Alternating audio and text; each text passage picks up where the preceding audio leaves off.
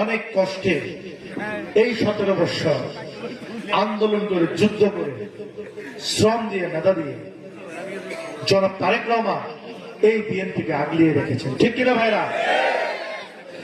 এই বিএনপিকে যদি কেউ কুলুষিত করতে চান, তাদের কোন প্রকার ছাড় দেওয়া হবে না।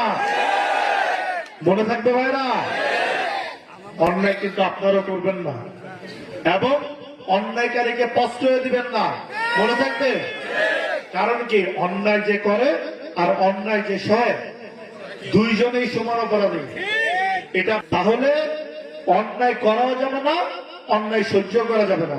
কি আমার মা বোনেরা আছেন, ছোট বোনেরা আছেন, ঠিক আছে কথাটা?